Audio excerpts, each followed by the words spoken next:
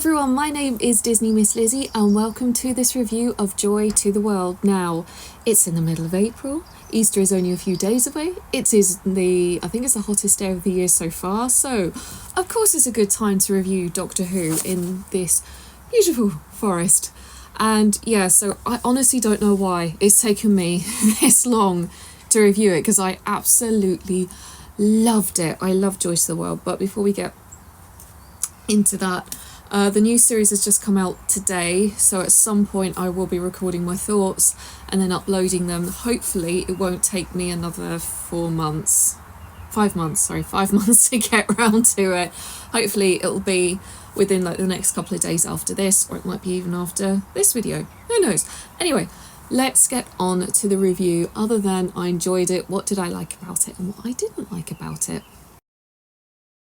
Okay, so Joy to the World is written by Stephen Moffat, and it's definitely a different transition from his previous Christmas specials with Matt Smith and Peter Capaldi. They all had a gothic Stephen Moffat type feel, where this feels like a Russell T Davies storyline just written by Stephen Moffat. But I liked that. It reminded me a lot of Voyage of the Damned. Also reminded me of elements of I will get this right, the Wardrobe, the Widow and the Doctor, or the Widow, the Wardrobe and the Doctor, had that element to it, with the Doctor coming in and acting like a caretaker. The only thing I would say is that because we've seen that in other previous Stephen Moffat storylines, like with the caretaker and some of the other previous Christmas specials, I don't know if that's a theme that's starting to feel a little bit tired from Stephen Moffat. Not that it wasn't charming, because it absolutely was charming. I loved Armchair Night. I want to have an armchair night with the Doctor, and those little moments, it just made it all come together and made it feel like a very, very, very cosy Christmas special. However, I think the caretaker theme, although I did enjoy it, it did feel, okay, yeah, he's going down that road again. I'd say that was the only gripe that I've had, but I'll look over my notes again, because I started watching this very sensibly whilst I was on a treadmill. And the first thing that the Doctor comes in is say, oh look, here's a pumpkin spice latte with cheese and ham toasty, and it's if you change the pumpkin spice latte for hot chocolate with marshmallows and cream and remove the ham from the cheese toasty, that sounds absolutely delightful at the moment, and something I'd rather be doing than this. But that was a classic Russell T Davies and Stephen Moffat Doctor Who introduction, and I love the way Ncuti came in and it's just, here you go, and went to all the different rooms in the Time Hotel, and that was a brilliant introduction. I love those introductions because it feels like a typical Doctor Who story from New Who era, and it's a cosy feeling and it's a safe feeling. Sometimes you don't need it to be all guns blazing to make that entrance, and he did make an entrance, and I love 15. I love the 15th Doctor. I think he's awesome, and this kind of cemented it even more so. It's just, you're amazing, and if you're on the next treadmill to me offering a cheese toasty, I wouldn't say no. Trevor, I loved Trevor. I was really sad about his death, and especially so early on. I would have liked to have seen more screen time with him, but possibly him being gotten rid of so very early on, it did develop his character, because I don't know if he would have just stayed the same if he were to travel with the Doctor in a more convenient sense, that he would stay in his physical form, but with that he could evolve as a character. But I really liked Trevor. I was very sad that he had to go so early on. I liked the idea of the Time Hotel. I thought the different eras of the rooms are going off into various different points in history was such a good idea, and I loved the homage and the reference to The Shining in the hotel bar. I thought they did that very, very well. Again, it's a bit of a trope now that you go into a hotel that doesn't feel quite right and you go into the bar and it's The Shining, but I thought the set design did such an awesome job with that, so well done to them, because I did enjoy it. I've never actually seen The Shining. I've only seen it through the Simpsons Halloween special. It's like, look, it's their shinning. But really well done. Very, very, very well done. But another thing that I don't know if this is an actual theme, but the dinosaur So as he's going back in time, I didn't know if that was a throwback to last Christmas when it was the inspiration of all the mega Christmas blockbusters that you had. And I don't know if that was a slight callback to the tradition of watching Christmas films and Jurassic Park being part of that Christmas traditional blockbuster, because the score by Murray Gold, which I have to say I thoroughly enjoyed. I thought Gold did a fantastic job on the music and the score. It sounded very much like his typical work but mixed in with John Williams. So I don't know if that was a throwback to Jurassic Park, the tradition of watching that, and then the music that Gold added to it then emphasise that theme, is that, oh, it's Christmas time, it's usually the time we sit down and watch classic movies. Jurassic Park is a classic movie and it's a family film that everybody watches. I mean, in Last Christmas you had those blockbusters, so I don't know if that was tying into that theme because Stephen Moffat wrote that. So I thought, oh, that's quite clever if it is. If not, I still liked it. I thought it was very cool that you had the dinosaurs in after that. So as for Joy herself, it took me a long time to work out who she was and what she was in terms of the story, and she reminded me a lot of Astrid in Voyage of the Damned and Donna in The Runaway Bride, that she was just a stepping stone for the Doctor to get to his next permanent companion, his next friend. I couldn't work her out straight away, and I don't know if she will be entirely rememberable. However, the scenes regarding her mother dying in hospital and the subtle references to the Partygate scandal surrounding COVID, I thought were very, very well done, and that's definitely when Joy shined, when she said, I stuck to the rules. Whilst they were partying and having wine, I stuck to the rules. And though it's been 5 years since COVID, it was very much part of the feeling in the UK was this anger towards the previous government. And I have to say that that scene, that anger was done extremely well, because it's an anger that I think everybody felt when you listen to stories surrounding COVID and people having to say bye-bye to their loved ones through glass or through an iPad. You couldn't mix with them. And I read somewhere that Stephen Moffat wanted Joy to the World to be a middle finger to the Tories, who were the previous government. And I think he did that very well, and I think the actress or the actor who played Joy did that scene extremely well. And I did tear up when she transformed into the star. I went to visit her mother in hospital and took her mother, and she said, oh Joy. That was a very, very, very powerful scene, very powerful moment, very powerful use of Joy. While she may not have been a very strong companion in that sense, I think it was very well done. So good writing and good performance all around in that section. So well done. I think this might be one of my new favourite Christmas Doctor Who specials, and so I've given it an 8 out of 10. It's not a serious Doctor Who episode, but it's just a great Christmas romp. Ncuti Gatwa delivered it perfectly. I love 15. As I said previously, I love the 15th Doctor. I think he's fantastic. He's wonderful. And yeah, so that's all I want to say about the Christmas special. 8 out of 10.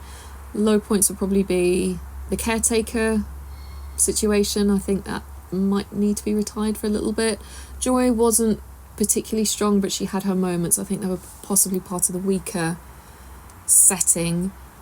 And yeah, the rest of it I just thoroughly enjoyed. I just thought it was a wonderful, wonderful Christmas classic Christmas adventure romp. And definitely what you need after you've had a big roast dinner or big Christmas dinner, whatever your Christmas dinner will look like. It's just something that you need afterwards to digest. So now that we've gotten the Christmas specials out the way, 5 months later, it's now time to quickly go over a theory that I don't know if I'm thinking too obviously or if I'm thinking too much into it. Sorry, that's, if you can hear that, that's our corgi Teddy.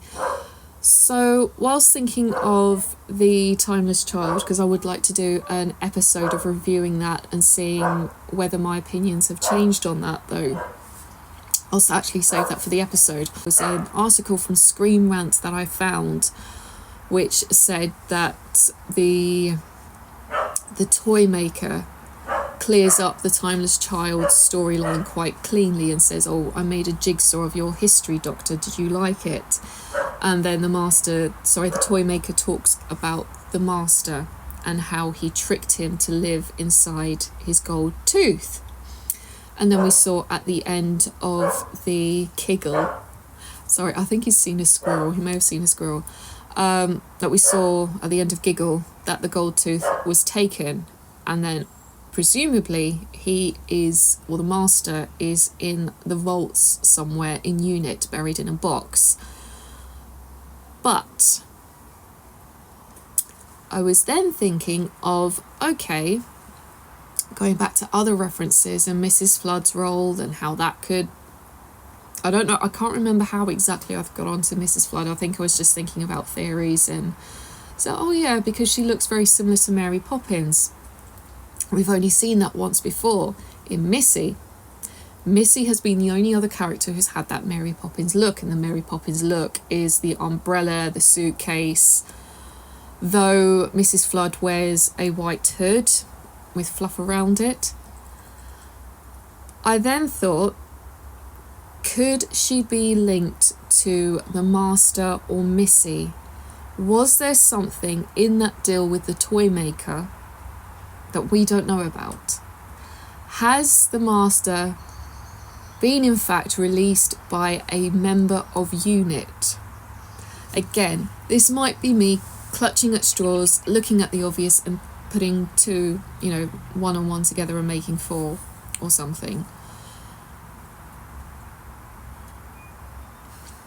I don't know, because that was the thing of, well, we've seen Mary Poppins with Missy, and that was her costume. She was child-minding. Mrs. Flood knows too much about the Doctor. She knows the TARDIS. She wasn't trying to warn Ruby about going with the Doctor. So she knows what the Doctor is capable of, and she's a character that's broken the fourth wall, which is often a very unsettling experience for audience members because we have been caught out. I think I said previously that in the role of a theatre and in the role of television, the role of the audience is to eavesdrop. And the fourth wall is there to protect us because we don't want to be seen, we just want to be a fly on the wall. But when we are seen, it makes it for a very, very uncomfortable scenario. And Mrs. Flood's done that twice. So she's a very powerful character. Now, I don't know if Mrs. Flood could be Missy regenerated. I don't know if Mrs. Flood could be working for the Master or Missy. I don't know.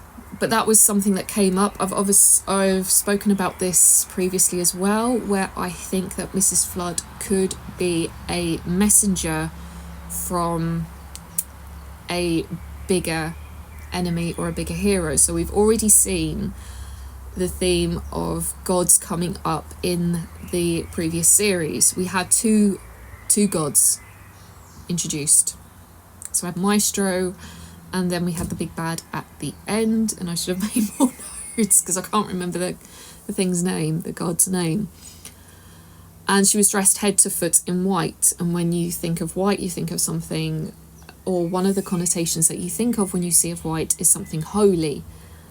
And an angel is extremely holy. Angels act as messengers from a god. So that's my only other theory with Mrs. Flood. Is she she's an angel in disguise. Is she a big bad? Is she the Master? Is she working for the Master? Has the Master regenerated into an older version of Missy? Because Mrs. Flood knows way too much. So that's my theory anyway, that I got very excited about and said, oh, have I stumbled onto something? But I also know that I can sometimes look at the obvious and not, and I don't know if it would be far too soon to bring back the Master, but because of the Timeless Child storyline, there's this massive gaping plot. And what keeps coming up time and time again fan-wise is the Timeless Child would have been better suited to the Master, which I also hold that opinion. But the Master's job within that storyline was to tell the Doctor that they are the Timeless Child. And when the Master found out, they went and destroyed Gallifrey, or they destroyed the Time Lords. So that's left a gaping hole, because the people that we want to talk to regarding this development have been completely wiped out by the Master. Why is that? So I think it was on that loop of trying to find out about the Timeless Child and going through kind of, could that be it, that I came to a possible theory that Mrs. Flood is somehow connected to Gallifrey, somehow connected to the Master. Because the Timeless Child we kind of need to talk about, and it does feel a little bit like the elephant in the room. The Doctor has made references of being found out that they have been adopted. They were adopted, so they're trying to now find out who they are. And it's a very big revelation to have, because it changes the Doctor's status as a Time Lord. He is, because previously he was just a Time Lord, now he is the Time Lord, or they are the Time Lord. So it kind of needs to be resolved a little bit. I do like the way that Screen Rant pointed it out, and the Toy Makers thing of, oh, it's a jigsaw, did you like it? I've altered it, I've altered your story, I've altered it. But there needs to be more to it, and I possibly thought, I wonder if Mrs. Flood is Missy working for a god that is connected to the Doctor's past, which would be quite a good thing. But I could be looking way too much into it. But I'm also pretty terrible at guessing and theorising, so we will go on this adventure together. But they're my thoughts and opinions on Mrs. Flood, possibly what will happen in this series. So the new episode, the start of the second season, the episode was launched today. I haven't watched it yet because, as you can tell, I'm away from my office in this lovely forest, and it's so peaceful. I love it.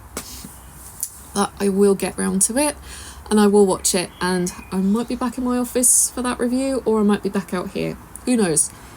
So yeah, but I'm excited for it. I'm looking forward to it. I haven't seen any more rumours regarding the show's future or Shooty's future. I hope they're all balderdash. I really do hope they're all just scaremongering, because that's what happens, unfortunately, with popular things. What goes up must surely come down. So I'm just hoping it's that. Intrigued to see what the new companion is like as well.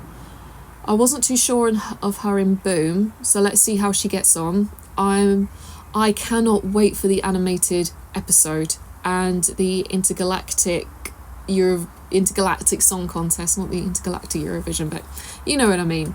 I'm excited for those two episodes. I cannot wait to see, and I do hope that the team behind Cuphead were involved in that episode, because the animation just looks glorious, and I'm so excited to see the Doctor animated. And I do wonder if they're going to go through a slight history of animation, because a certain face of Disney is now in the public domain. I wonder if Mickey Mouse is going to make an appearance, because he is in the public domain. And he's also had a terrible B-list horror movie made about him, which I haven't seen yet. I would like to, actually. Going off on a tangent. So that's another theory. I predict that Mickey Mouse will somehow crop up in that episode, even if it's just a blink and you'll miss it sort of thing. But I do think Mickey will crop up. So anyway, thank you for being so patient with me. I'm so sorry I haven't been able to do that much on the channel recently. It's just been very, very hectic.